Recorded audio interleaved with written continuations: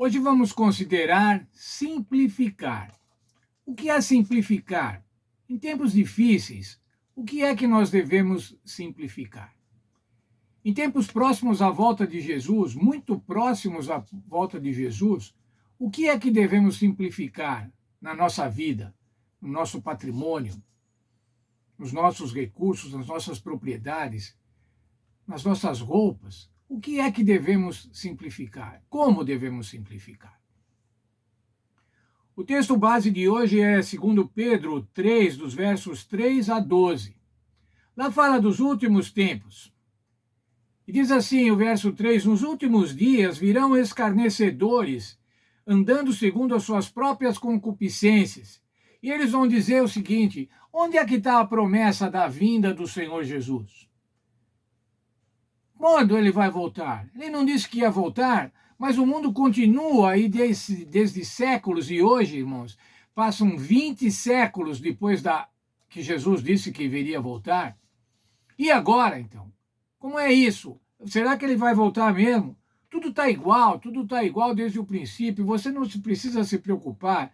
Essa é uma promessa falha, é uma promessa que não vai se cumprir. Se você vai ler o texto todo de Pedro, você vai chegar no verso 9 e diz assim: o Senhor não tarda a sua promessa, ainda que alguns a julguem por tardia. Veja, irmãos, Deus tem os seus tempos. Eu já tenho dito isso. Às vezes nós ficamos muito preocupados com os tempos.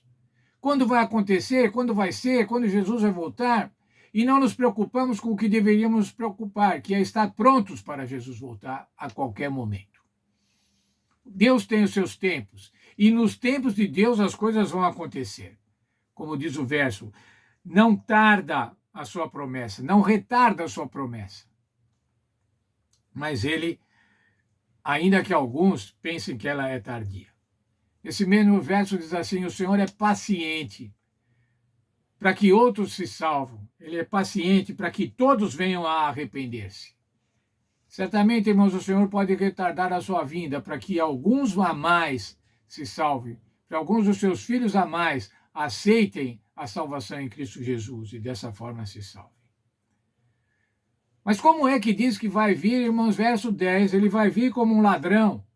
Os céus passarão com grande estrondo, e os elementos ardendo se desfarão, e a terra e as obras que nela há serão desfeitas. O que está falando aí, irmãos, é que quando Jesus voltar, tudo vai ser destruído. Nós vimos agora, há um mês atrás, um mês e pouco atrás, o terremoto lá na Turquia. O que aconteceu, irmãos? Em segundos, aquilo que era uma cidade virou escombros. Virou um monte de entulho. E pior que isso, irmãos, muito pior do que isso, nesse monte de entulho, havia 40 mil mortos por conta do terremoto. Bem, mas se essas coisas vão acontecer, irmãos, se isso vai acontecer, o Senhor Jesus disse que vai acontecer e as coisas serão destruídas. Veja verso 11: havendo, pois, de perecer todas essas coisas, que pessoas não deveis ser em santidade e piedade, aguardando e desejando ardentemente a vinda do dia do Senhor, em que os céus em fogo se dissolverão e os elementos ardendo se fundirão. Nós que aguardamos a vinda do Senhor Jesus, irmãos, veja, temos no nome adventistas.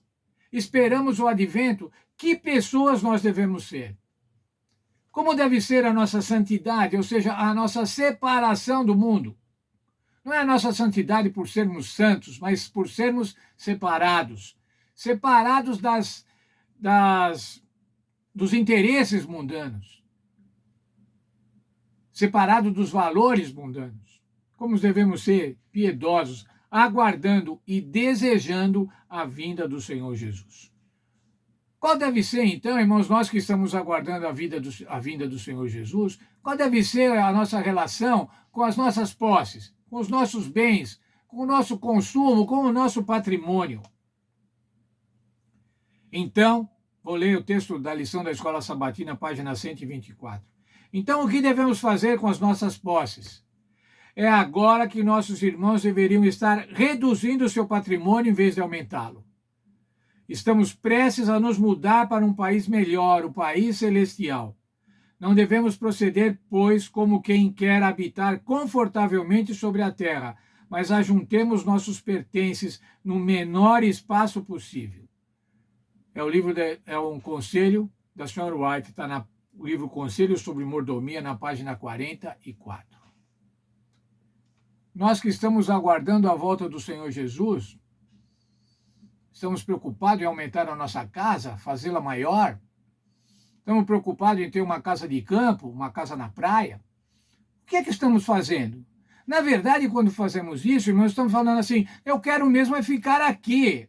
Eu quero me acertar aqui, me ajustar, eu quero ter conforto aqui. E o texto diz assim, juntemos nossos pertences no menor espaço possível. Quando eu li isso, irmãos, eu pensei nos nossos guarda-roupas. Você já viu quanta coisa você tem no seu guarda-roupa que já faz anos que você não usa? E você ainda está comprando mais? E você ainda está mandando fazer guarda-roupas, armários, closets. Para guardar o quê? Para guardar a roupa para quando o Senhor Jesus voltar, queimar? Não estou dizendo, irmãos, que você tem que ser desleixado, que você não tem que ser preocupado com a aparência, com o teu conforto pessoal, o conforto da tua família. Mas isso não pode ser, irmãos, o que nos move. Isso não pode ser a maior preocupação da nossa vida. Veja ainda outro texto da lição. Sendo cristãos, devemos viver à luz da eternidade. Sim, é claro, precisamos trabalhar com empenho para prover para nós mesmos e para a nossa família. E se formos abençoados com riqueza, nada está errado em desfrutá-la agora, desde que não nos tornemos gananciosos e que sejamos generosos em relação aos necessitados. No entanto, devemos sempre lembrar que tudo o que acumulamos aqui é transitório, fugaz, e se não tomarmos cuidado, tem o potencial de ser espiritualmente devastador. O que é que devemos simplificar, irmãos? Devemos simplificar o nosso patrimônio, ou melhor, devemos simplificar o nosso interesse nas coisas da terra, nas coisas materiais. Devemos aumentar o nosso interesse nas coisas de cima, nas coisas que são do alto, no projeto de Deus, na pregação do Evangelho. Então, o conselho para mim, em primeiro lugar para mim e para cada um de nós, vamos simplificar, irmãos. Simplifique.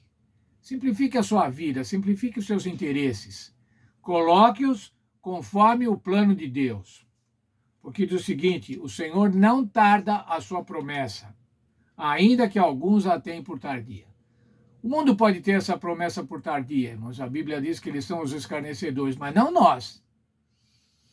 Que temos no nome adventistas, aguardamos a volta do Senhor Jesus. Que Deus abençoe cada um e que a gente possamos nos despojar de tudo aquilo que pode nos impedir de estar mais próximo de Deus. Possamos nos despojar de tudo aquilo que nos prenda nessa terra, que faça com que a gente tenha desejo, o desejo maior de estar aqui com conforto do que estar na nova terra com os santos, com o nosso Senhor Jesus Cristo. Deus abençoe a cada um de nós.